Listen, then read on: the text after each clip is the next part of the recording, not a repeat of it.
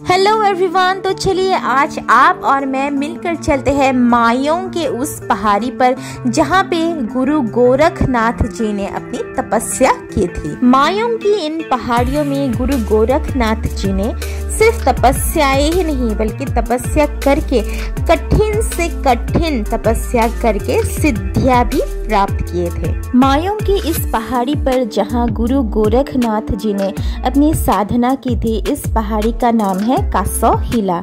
कासो मतलब कछुआ और हिला मतलब पत्थर। इस पहाड़ी का नाम कासो शिला क्यों हुआ और इस पहाड़ी से जुड़ी हुई जो मायोंग की लोक कथाएं हैं, साथ ही साथ गुरु गोरखनाथ जी ने जिस इलाके में अपनी तंत्र की साधना की थी उस जगह को भी मैं दिखाऊंगी, तो वीडियो के अंत तक आप जरूर देखना। तो फाइनली बहुत सारी सीढ़ियाँ चढ़ते हुए डेस्टिनेशन तक आ पहुँचे। तो चलिए एक्सप्लोर करते हैं इस जगह को, क्योंकि ये जगह बहुत ही प्राचीन है। इससे जुड़े बहुत सारे रहस्य अभी भी है जो जिसका ना अभी तक जो रहस्य है वो सामने नहीं आया है।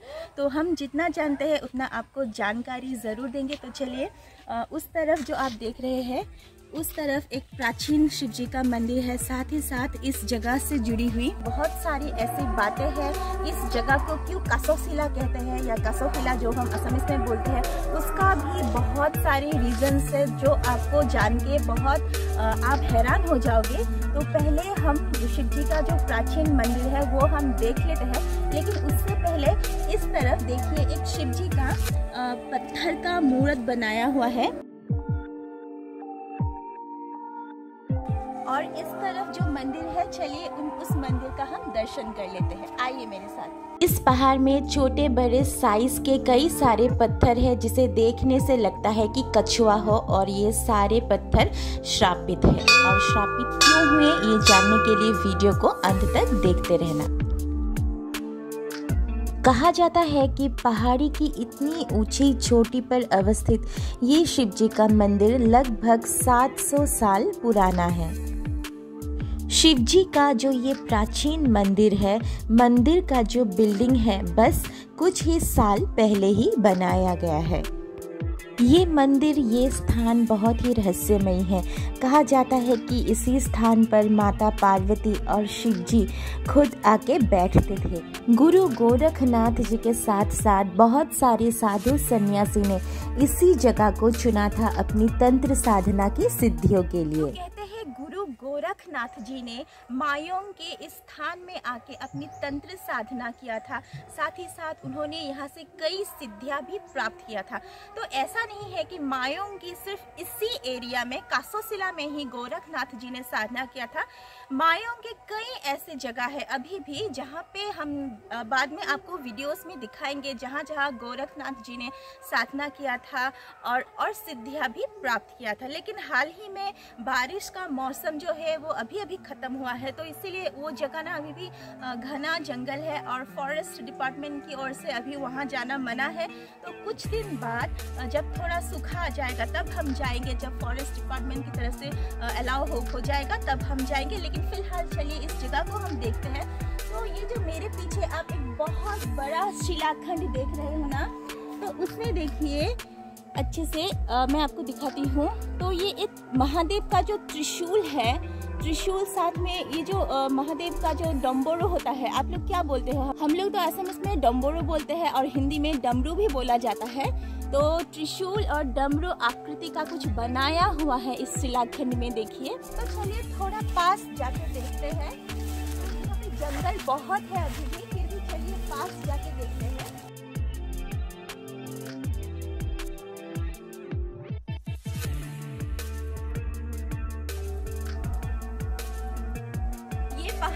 सच में ही रहस्यमयी है और मुझे आगे एक बहुत बड़ा शिलाखंड दिखाई दे रहा है।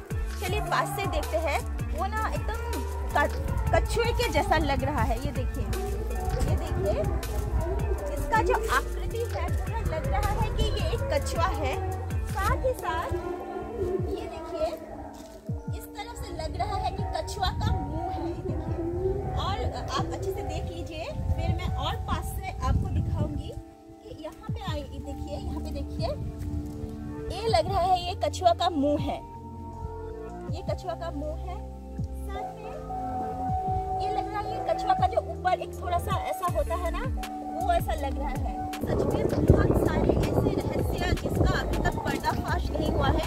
तो मुझे एक और चीज दिखाई दे रहा है, आइए आपको पास से दिखा देती हूँ। यहाँ पे देखिए कुछ बनाया हुआ है, और यहाँ पे भी ये देखिए ये 3 जो निशान है, 1 2 3, ऐसा लग रहा है कि ये महादेव का त्रिशूल है। और साथ में मुझे ये लग रहा है कि ये शायद गणेश जी होंगे, ऐसा लग रहा है। नहीं भी हो सकता है, लेकिन लग रहा है कि ये गणेश जी की मूर्त है। हो सकता है, नहीं भी हो सकता है, लेकिन लग रहा है। तो यहाँ से ना ब्रह्मपुत्र रिवर भी बहुत अच्छे से दिखाई दे रहा है। और अभी जैसे कि विंटर्स आ गया है ना, तो रिवर बेड भी निकल के आ रहा है। सच में गुरु गोरखनाथ जी ने इतनी मतलब शांत जगह में आके अपने तंत्र की साधना किया था, सिद्धि भी लाभ किया था यहाँ पे आके। तो मुझे बहुत अच्छा लग रहा है यहाँ पे आके, और शायद आपको भी ये अच्छा लग रहा होगा देख के।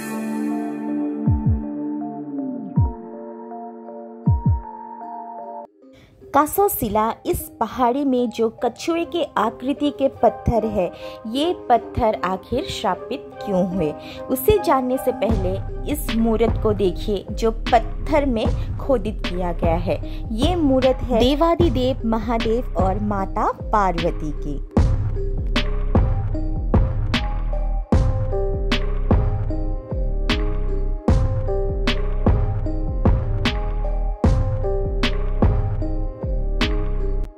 लोक कथा और लोक विश्वास अनुसार मायों की इस पहाड़ी जिसे कासोशिला कहते हैं, ये पहाड़ी श्रापित शिलाखंड से भरी हुई है। कहा जाता है कि प्राचीन काल में जब एक दिन माता पार्वती और शिव जी इसी पहाड़ी पर अपने कुछ मधुर क्षण बिता रहे थे, तो पास ही में जो ब्रह्मपुत्र नदी है, वहां से कई सारे कछुए निकलकर माता पार्वती और महादेव की उस मधुर बेला को देख रहे थे। ऐसे में जब माता पार्वती को इस बात का पता लगा, तो माता पार्वती उन कछुओं के ऊपर बहुत गुस्सा हो गई, और गुस्से में आकर माता पार्वती ने उन सारे कछुओं को ये श्राप दिया कि वे सारे कछुए अभी के अभी शिलाखंड में बदल जाएंगे। और छोटे बड़े जितने सारे कछुए थे, उसी क्षण सारे के सारे कछुए इन्हीं शिलाखंड में बदल गए। कई सारे लोगों का ये भी मानना है कि इस पहाड़ पर एक कछुए की आकृति का एक शिलाखंड है, जहाँ पे कुछ मंत्र लिखा हुआ है, और वो मंत्र क्या है वो किसी को नहीं पता। हो सकता है जो साधु सन्यासी इस स्थान पर अपनी साधना सिद्धि के लिए आते थे या फिर आते हैं, उन्हें पता हो। ये कासोशिला पहाड़ ब्रह्मपुत्र नदी से कई फीट ऊंचाई में अवस्थित है, और इसी पहाड़ पर एक बहुत ही रहस्यमयी पत्थर है, जहाँ पे एक गड्ढा जैसा बनाया हुआ है, और इस गड्ढे में पानी कहाँ से आया है या आता है ये किसी को नहीं पता। और जहाँ तक हमें पता है, लोकल से मायोंगी गांव के लोगों से हमें पता चला कि इस गड्ढे में हमेशा पानी रहता है, चाहे वो बारिश का मौसम हो या सूखे का मौसम हो। जिस लेवल पर इस गड्ढे पे अभी आप पानी देख रहे हो ना, उस लेवल से पानी किसी भी मौसम पर कम भी नहीं होता है और ज्यादा भी नहीं होता है। तो इस पहाड़ में ना ऐसी जड़ी बूटियां भी है जिससे ना लोगों का इलाज होता है, जो हार्बल इलाज होता है ना, हार्बल मेडिसिन से क्योर होता है, वो भी है, सिर्फ पहचानना ज़रूरी है। तो ये देखिए, ये जो एक पत्ता है इसे कहते हैं राम तुलसी। तो इसका जो स्मेल है ना बहुत अच्छा है, जैसे कि तुलसी प्लस पुदीना मिक्स अगर करके जो स्मेल निकलेगा ना, वैसा ही स्मेल है इसका। तो ये ना कॉफ सिरप का काम करता है, इसका जो पत्तियों का रस होता है। तो मायों के कई सारे वैद्य या जिसे हम बैच कहते हैं, तो वो ना हार्बल ट्रीटमेंट के लिए इस पहाड़ी में आते हैं जड़ी बूटियाँ ढूंढने के लिए। तो मुझे यहाँ पे एक और पत्ती दिखाई दे रहा है, ये देखिए, इससे भी ना कुछ मतलब मेडिसिन बनाते हैं, वैद्य लोग बनाते हैं। क्या मेडिसिन बनाते हैं वो मुझे नहीं पता, वैद्य को ही पता होगा। लेकिन मुझे जितना पता था वही मैंने आपको दिखा दिया। रोजा मायोंग का कासोसिला पहाड़, इस पहाड़ को लेकर बहुत सारे लोक कथा, लोक विश्वास, कहानियां हैं जिसे हम वीडियो के रूप में आपके लिए नेक्स्ट एपिसोड्स में लाने वाले हैं। तो अगर आपने हमारे चैनल को अभी तक सब्सक्राइब नहीं किया है तो चैनल को सब्सक्राइब करके रखें और पास में दिए गए बेल बटन को भी दबा के रखें ताकि आने वाले हमारे नए वीडियोस के नोटिफिकेशंस आपको मिलती रहे। वीडियो को अंत तक आपने देखा इसलिए आपका बहुत बहुत धन्यवाद।